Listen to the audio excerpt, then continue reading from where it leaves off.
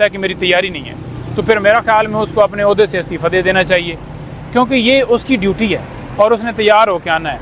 और आप ये देख लें कि एक साबका वज़ीर-ए-आज़म है, उनका केस है, उसके साथ ये ट्रीट किया जा रहा है। आपके और मेरे साथ क्या होगा? उनको चाहिए था कि आज तैयारी के साथ आएँ। हम भी तो तैयारी के साथ हर डेट के ऊपर होते हैं।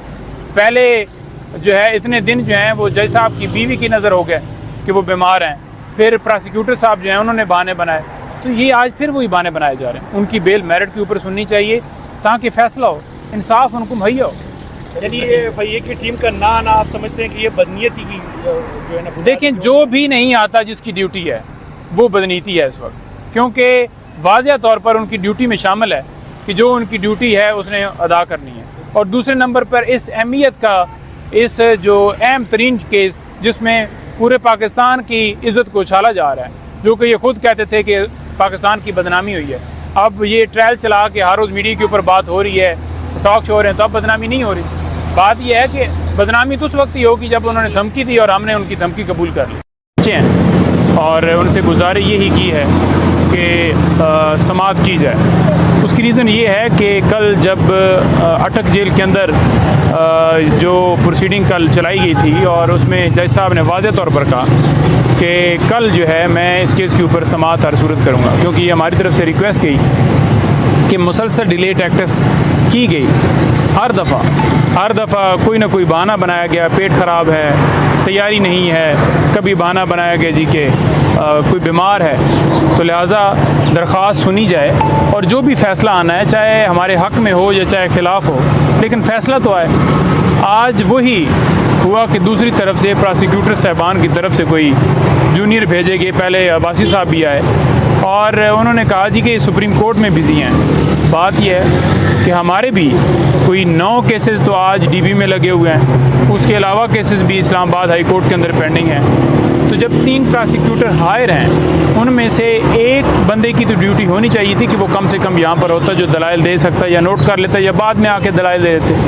हमने यही गुजारिश की है उनसे कि देखें, सरकार का पैसा जो है प्रोसिक्यूटर के ऊपर लगाया जा रहा है और इतने महंगे तरीन वकील जो हैं एंगेज किए गए हैं सिर्फ़ और सिर्फ इस केस की हाइप क्रिएट करके इसमें खान साहब को सज़ा देने के लिए, ताकि वो एक झूठे मुकदमे में उनको जो है वो सज़ा दी जाए। लेकिन अभी जज साहब ने ये कहा है कि 11:15 बजे, पहले तो 10 बजे का कह रहे थे, लेकिन क्योंकि दूसरी तरफ से ये कहा नहीं आते हैं तो जो बेल है वो डिसाइड कर दी जाएगी। एफआईए की टीम की बात हो रही है सर? जी, प्रोसिक्यूटर जो सरकार के हैं जी, उन्होंने आर्गूमेंट्स करने हैं और एफआईए की टीम तो आपको पहले पता है कि वो आके स्टेटमेंट कोर्ट में दे चुकी है कि ओरिजिनल साइफर इस वक्त जो है फॉरेन ऑफिस के अंदर पड़ा हुआ है। जब वो स्टेटमेंट आ गई तो इटसेल्फ ये एफआईआर ही उनकी बातों से जो है एफआईआर तरदीद कर रही है कि किस तरह से ये केस बनाया गया। दूसरे नंबर पर चोरी के हवाले से जो बात करते हैं, 2 ही इसके अंदर है ना जी, कि एक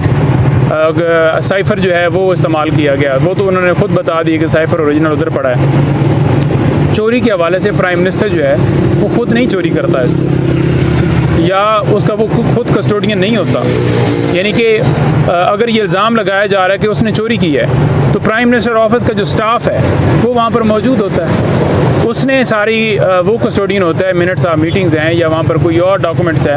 प्राइम मिनिस्टर ने तो कोई चीज़ उठा के चोरी करके घर या वो नहीं लेके जाता, ना उसने लेके जानी है। वो वाज़ेह बयान जो है खान साहब ने पहले भी दिया कि मैंने किसी तरह से ना मैंने वो चोरी किया, ओरिजिनल साइफ़र है भी नहीं, उसको डीक्लासीफाइड करके वो कॉपी जो है वो शेयर की गई और एक हमारी गैरत के ऊपर हमला था।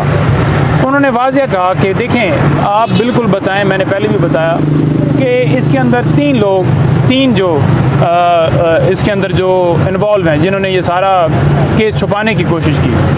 जो साइफ़र आया उसके अंदर उन्होंने सबसे पहले ये बताया कि डोनाल्ड लू वहाँ से, अमेरिका से, और दूसरा जिसको धमकी दी गई कि आप इसकी जो है हुकूमत गिराओ, उस वक्त के आर्मी चीफ, और तीसरे नंबर पर उन्होंने कहा कि जो अमेरिका का जो यहाँ पर दफ्तर है उसका, ये तीनों जो हैं इसलिए नहीं बताना चाह रहे थे क्योंकि इनकी बदनामी होनी थी और ये नहीं चाहते थे कि ये बात सामने आए। तो पहले तो ये छुपाया गया कि आया ही नहीं है, तो अब शुक्र है मान लिया गया, तो जब माना है तो वो कॉपी जो है आ गया है, ओरिजिनल नहीं है।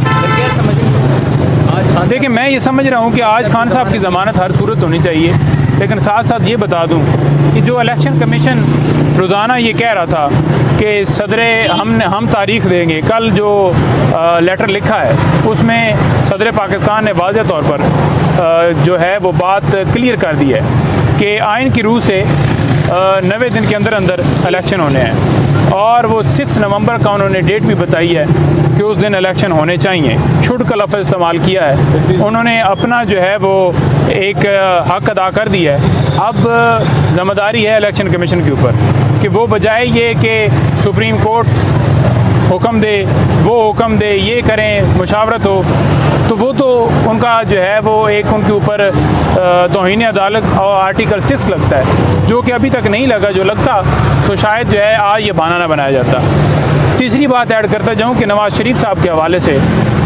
बड़ी खबरें चल रही हैं, 21 को आ रहे हैं। मेरा इसके ऊपर एक कमेंट है, वो ये है कि देखें, बात यह है कि नवाज़ शरीफ के लिए लोग फूलों के हार और जनाब बड़े धमाल होंगे और ये होगा और वो होगा। एक तरफ एक ऐसा बंदा जो अदालत का इख्तियारी है, जो यहाँ पर एक मुकदमे में पाबंद था, एक मुकदमे के अंदर कैद था, उसको मेडिकल लीव दी गई, छुट्टी इसलिए दी गई कि वो इलाज करवा सकें, वो वापस ही नहीं आया। वो अदालत का इख्तियारी है। और उनके जो केसेस थे नैब के अंदर और दूसरी जिन जगहों के ऊपर, बेसिकली मकसद ही ये था कि वो हुकूमत लें और अपनी हुकूमत के अंदर वो तमाम केसेस जो हैं वो ख़त्म करवाएं, तरामीम की जाएं। वो उनका काम हल हो गया, नैब के भी उनके केस हल हो गए, बाकी भी उनके केसेस ख़त्म हो गए। और तरीके से आप देख लें कि वो बंदा जिसने ज़िंदगी में कभी एक जुर्म नहीं किया, जिसके ऊपर करप्शन का एक ठेले का जो है वो इल्ज़ाम नहीं है, उसने 1 रुपया नहीं किसी का खाया, जिसने पूरे पाकिस्तान का नाम रोशन किया, जो मुस्लिम उम्मा का लीडर है, जिसने जो है वो इस्लाम का नाम बुलंद किया, तो देखें उस बंदे को एक ऐसे ट्रैप के ज़रिए तोशाखाना केस के अंदर गिरफ़्तार करके फिर उसकी दूसरी इलीगल गिरफ़्तारी 15 दिन पहले जो कि बताई नहीं गई वो डाली गई।